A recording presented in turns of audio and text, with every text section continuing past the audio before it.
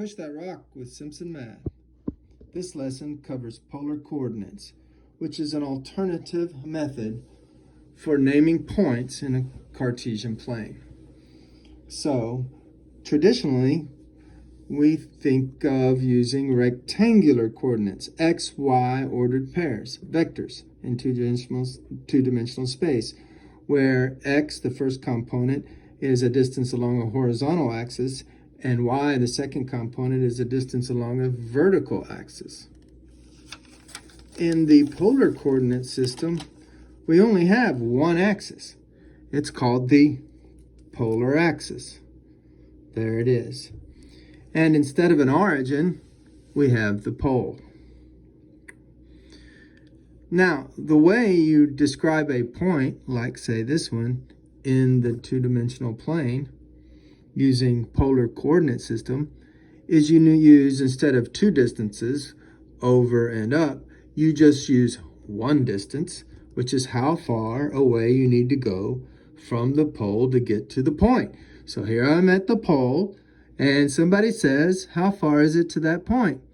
Well, we've been all this time saying, oh, well, you got to go over this far, and then you got to go up that far, but that's silly.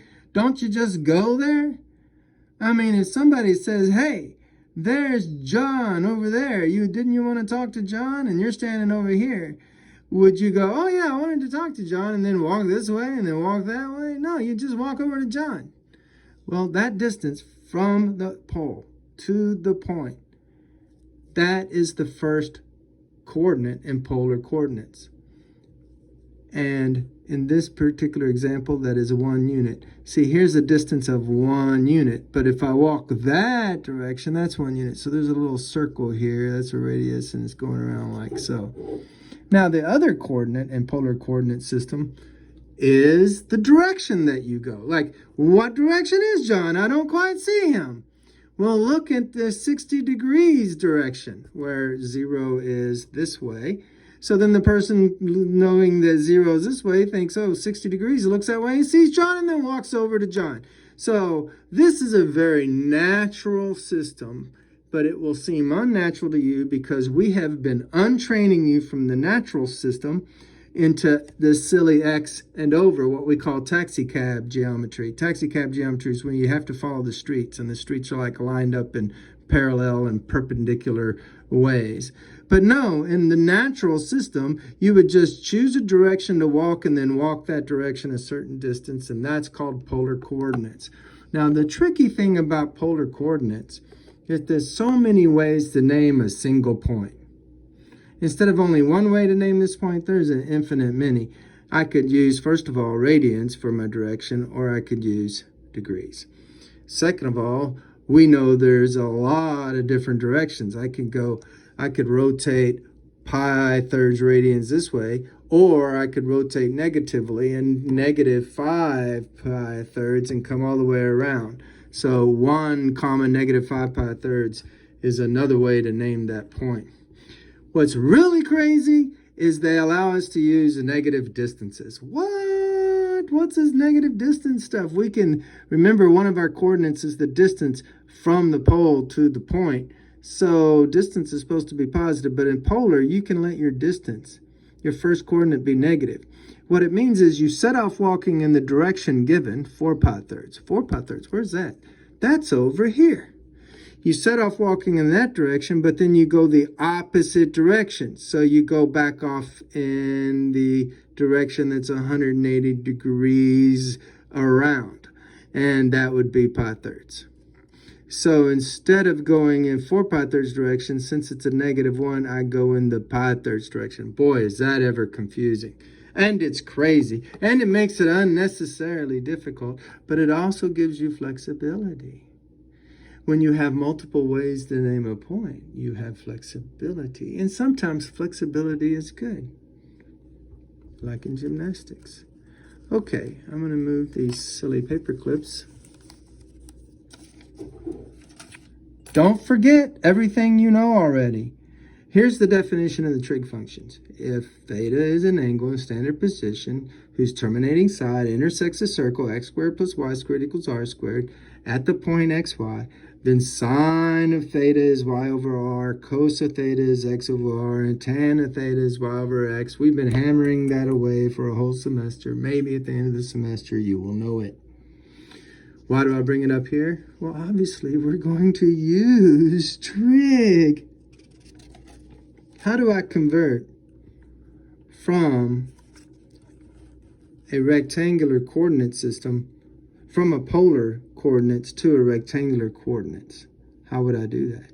Well, remember this is the distance. It's like a radius. Remember this picture over here? I could draw a circle whose radius is 1. And then that distance would be my r. And the little direction is the theta. Oh my goodness.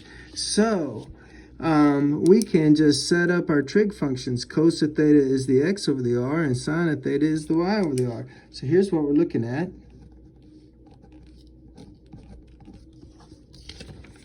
This is the r, the distance, the first coordinate, which is the distance to the point, and the second coordinate is theta, the direction. Now what we're doing is we're just saying cos of theta has to be x over r, and sine of theta has to be y over r by the definition of the trig function.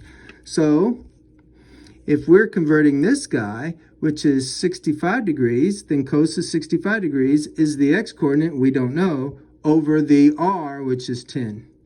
So cos of 65 degrees, let's see, cos of 60 is about a half. So it'd be a little less than that. If we took some careful measurements, we'd see it's 0.42. Multiply by 10, it's about 4.2.